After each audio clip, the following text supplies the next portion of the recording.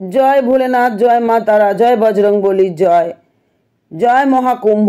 এই মহাকুম্ভ স্নানের প্রতি আমাদের এত আগ্রহ কেন? বিশেষ করে এই 2025-এর মহাকুম্ভের মহাস্নান কেন আমরা এত আগ্রহী এই স্নানের জন্য?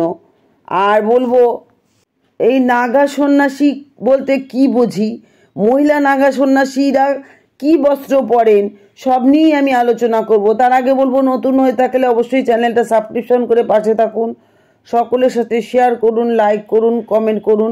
এমন তথ্যমূলক ভিডিওগুলো ভালো লাগলে অবশ্যই সকলের সাথে শেয়ার করবেন, কারণ জানার আগ্রহ থাকলে সবাই জানতে চায়। তাই আমার এই তথ্যমূলক ভিডিওগুলো আপনাদের জন্য খুবই প্রয়োজনীয় হতে চলেছে আজকে।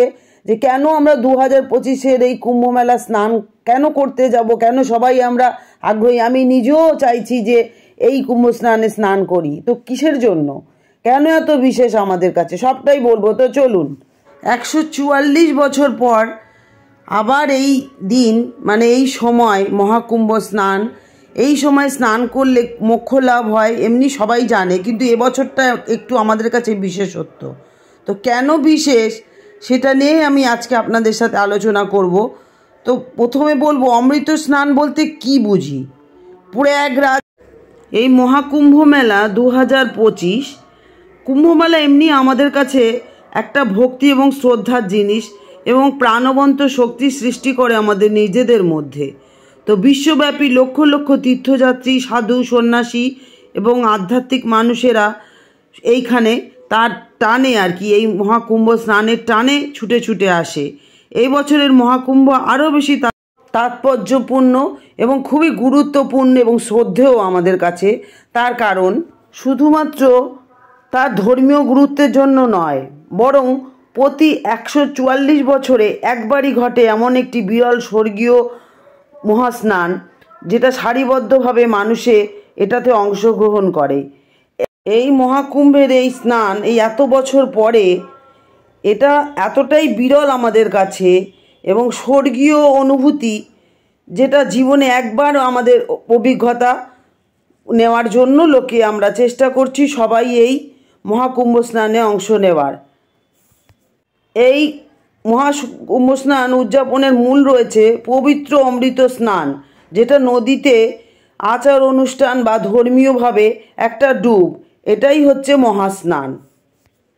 সহজভাবে বলতে গেলে অমৃত স্নান হলো একটি পবিত্র আচার অনুষ্ঠান, যেখানে ভক্তরা কুম্ভ মেলার সময় পবিত্র জলে নিজেদেরকে নিমজ্জিত করে, যা আমাদের হিন্দু পুরাণে বলা আছে।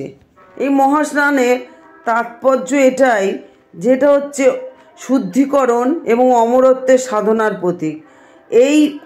এটিকে এতটাই শুভ বলে মনে করা হয়, এটাই আমাদের বিশ্বাস যে এই সময়ের মধ্যেই, মানে এই সময়টা যেটা চলছে মহাকুম্ভ মেলা, যে সময় মানুষের বিশ্বাস করা হয় যে মানে এই সময় যদি স্নান করে তাহলে ব্যক্তির সমস্ত পাপ ধুয়ে যায় এবং ব্যক্তির দেহ নির্মল এবং শুদ্ধ হয়ে যায় এবং একটা পুণ্যময় জীবনের পথ প্রশস্ত হয়। এই মহাকুম্ভ 2025-এর অমৃত স্নানের তাৎপর্য এটাই। 2025-এর মহাকুম্ভ মেলায় 40 কোটিরও বেশি তীর্থযাত্রী ও ভক্তরা এখানে আসবে, সমবেত হবে এবং এই পুণ্য স্নানে অংশগ্রহণ করবেন। এই মহাকুম্ভ স্নান বা মহাকুম্ভ মেলা প্রতিটি তীর্থযাত্রীকে কিন্তু ভীষণই আকর্ষণ করে প্রতি বছরই, কিন্তু এটা আরোই বেশি আকর্ষণীয় এবছরের কুম্ভ মেলা বা কুম্ভ স্নান। যত ধর্মীয় অনুষ্ঠান আছে আমাদের মধ্যে, বাঙালিদের মধ্যে বা হিন্দুদের মধ্যে, সব থেকে হচ্ছে বেশি বিশ্বব্যাপী বৃহত্তম ধর্মীয় অনুষ্ঠান হচ্ছে এই কুম্ভ স্নান বা কুম্ভ মেলা। তো 14 তারিখ যেটা চলে গেছে 14ই জানুয়ারি, আর 29শে জানুয়ারি আর বসন্ত পঞ্চমী অর্থাৎ এই দিনগুলোতে যদি স্নান করা যায় তাহলে অনেক বেশি পবিত্র বলে মনে করা হয়। এই দিনগুলোয় কুম্ভ স্নান করতে হয়, মহাস্নানে অংশগ্রহণ নিতে হয়। তো বোঝা গেল মহাস্নান কি মহাকুম্ভের, আর এই বছর কেন এত গুরুত্বপূর্ণ। কারণ 144 বছর পর আবার এসেছে, আমাদের কয়েকটা প্রজন্ম চলে যাবে, তারপর আবার 144 বছর হবে। সুতরাং আমাদের কাছে এটা খুব একটা সুন্দর সুযোগ আর সুন্দর মুহূর্ত, যেটা আমরা পেতে পারি যদি চাই এই মহাকুম্ভে অংশ নিতে। তাই আমরা চাইবো সবাই আমরা যে যেমনভাবে যেভাবে পারি এই দিনগুলোতে মহাস্নানে অংশ নিই। এবার মহাকুম্ভ মেলা এতটাই বিশেষত্ব, আপনারা হয়তো অনেকেই খবরে বা সোশ্যাল মিডিয়াতে দেখেছেন, মহিলা সন্ন্যাসী ওখানে এসেছেন, খুবই সুন্দরী, খুবই শিক্ষিতা, তারপরেও উনি সন্ন্যাসী। তো এই সন্ন্যাসীদের নিয়ে, মহিলা সন্ন্যাসীদের নিয়ে কিন্তু অনেক আলোচনা হয়। তো সেসব আলোচনায় আমি যাব না। আমি আজকে বলবো যে এই নাগা সন্ন্যাসী বলতে মহিলা নাগা সন্ন্যাসী বা সন্ন্যাসিনীরা কি বস্ত্র পরতে পারেন, পরে থাকেন। নাগা সন্ন্যাসী সাধুদের মধ্যে কেউ হলো বস্ত্রধারী, তো কেউ আবার দিগম্বর বস্ত্রহীন, মানে একদম নাগা যারা। নাগা অর্থাৎ নাঙ্গা আর কি। তো যাই হোক, অনেক মহিলা সংসারের মোহমায়া ত্যাগ করেও কিন্তু সন্ন্যাসে দীক্ষা নেন বা সংসার ত্যাগ করে আসেন, বেছে নেন নাগা সন্ন্যাসী হওয়ার পথ। তবে আপনারা মনে রাখবেন, এই যে নাগা সন্ন্যাসী আমরা মুখে বলি, এরা নাগা সন্ন্যাসী হলেও কিন্তু তারা পুরোপুরি উলঙ্গ থাকেন না, ঘোরেনও না মোটেও উলঙ্গ হয়ে। তারা সবাই পোশাকই পরে থাকেন। মহিলা নাগা সন্ন্যাসীদের পোশাক পরার কিছু নির্দিষ্ট নিয়ম আছে, সেটাই আমি আপনাদেরকে এখন বলবো। মহিলা নাগা সন্ন্যাসীরা একটি মাত্র বস্ত্র পরার অনুমতি পান। নিয়ম অনুসারে সেই কাপড়ে কিন্তু কোনো জোড়া বা সেলাই থাকা চলবে না, মানে থান টাইপের যেরকম থাকে না, ওই রকম আর কি। কোনো জোড়া থাকবে না, কোনো সেলাই থাকবে না। কাপড়ের রং হতে হবে গেরুয়া রঙের। মহিলা নাগা সাধুরা সেলাইবিহীন যে কাপড় পরেন তাকে গাঁটি বলা হয়, মানে গাঁটি।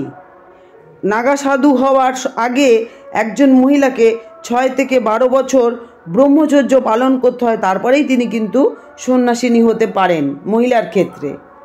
তাদের ব্রহ্মচর্য পালন শেষ হয়ে গেলে তবেই মহিলা নাগা গুরু নাগা সন্ন্যাসী হওয়ার অনুমতি দেন, মানে গুরু আর কি ওনাদেরকে অনুমতি দেন। মহিলা নাগা সন্ন্যাসীদের কপালে থাকে তিলক, আর নাগা সাধু হওয়ার আগে প্রমাণ করতে হয় তিনি সম্পূর্ণ ঈশ্বরের কাছে নিজেকে সমর্পিত করেছেন, তবেই কিন্তু উনি হতে পারেন। পার্থিব আসক্তির অবসান হয়েছে, এটা তাকে প্রমাণ দিতে হয়।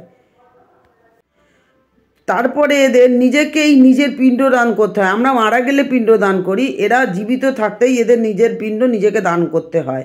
অতীত জীবনকে পিছনে ফেলে এগিয়ে আসতে হয় ওদের এই জীবনে আসতে গেলে। আখড়া আছে, ওদের আখড়া থাকে। আখড়ার সর্বোচ্চ আধিকারিক আচার্য মহামণ্ডলেশ্বর দ্বারা মহিলাদের ভিক্ষুকে রূপান্তরিত করার একটা প্রক্রিয়া সম্পূর্ণ হয়।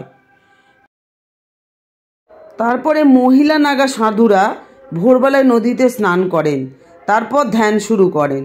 সারাদিন চলে ভগবানের নাম ও জপ। সকালে ঘুম থেকে উঠে শিবের পুজো করতে হয় ওনাদেরকে, ভোলেনাথ তো সবার উপরে। তারপরে সন্ধ্যায় ভগবান দত্তাত্রেয়ের পুজো করেন এরা, মানে এরকমভাবে ওদের প্রক্রিয়াটা চলে সন্ন্যাসিনী হওয়ার। তো যাই হোক, আজকে আমি বললাম, আমি নিজেও জানতাম না মহিলারা ওখানে কিভাবে সন্ন্যাসিনী হন, কারণ বেশিরভাগই তো ওখানে পুরুষ সন্ন্যাসী দেখা যায়, মহিলা সন্ন্যাসী কমই দেখা যায়। তো নাগা আমরা শুনেছি, কিন্তু নাগা মানে অনেকেই কিছু কিছু আছে একেবারেই উলঙ্গ থাকেন, সেটা পুরুষদের ক্ষেত্রে। কিন্তু মহিলা নাগা সন্ন্যাসীদের ক্ষেত্রে শুধুমাত্র থান জাতীয়, মানে যেখানে সেলাই জোড়া থাকবে না, সেই টাইপের কাপড় তারা পরতে পারেন। তো যাই হোক বন্ধুরা, আজকে ভিডিওটা কেমন লাগলো কিন্তু আমাকে জানাতে ভুলবেন না। আমি চেষ্টা করলাম যতটা ইনফরমেশন আপনাদেরকে দেওয়ার, কারণ আমি যতটা সংগ্রহ করতে পেরেছি ততটাই আমি আপনাদের দিলাম। সবকটাই নিউজ থেকে বা আমি গুগল থেকেই দিই আপনাদের, কারণ আমি তো নিজে বানাতে পারবো না, কারণ এসব ইনফরমেশন তো বানানো যায় না, এসব ইনফরমেশন কালেক্ট করতে হয়। তো আমার এতটাই বুঝি আপনাদের জন্য আমি কষ্ট করি যাতে আপনারা পড়েন, আনন্দিত হন বা আপনাদের প্রয়োজনটা মেটে, সেই কারণে একটু উৎসাহ আমাকে অবশ্যই দেবেন, সকলের সাথে শেয়ার করবেন ভিডিওগুলো। আর বলবো বন্ধুরা, কারণ এমন তথ্য অনেকেই জানে না, তো যারা জানার আগ্রহী থাকবে, আত্মীয় পরিজন বন্ধু সকলকে একটু জানানোর সুযোগ করে দেবেন। আর বলবো এতক্ষণ আমার সাথে থাকার জন্য, কুম্ভ মেলার সমস্ত কিছু শোনার জন্য অনেক অনেক ধন্যবাদ। আপনারা সবাই সুস্থ থাকুন, ভালো থাকুন, ভোলেনাথের কৃপায় সবাই নিরোগী থাকুন, এটাই বলবো। আমি সুস্থতা কামনা করি সকলের সবসময়। আজকে আবার দেখা হচ্ছে বন্ধুরা, বিশেষ আমাদের কাছে খুব ভালো থাকবেন। তো চলুন।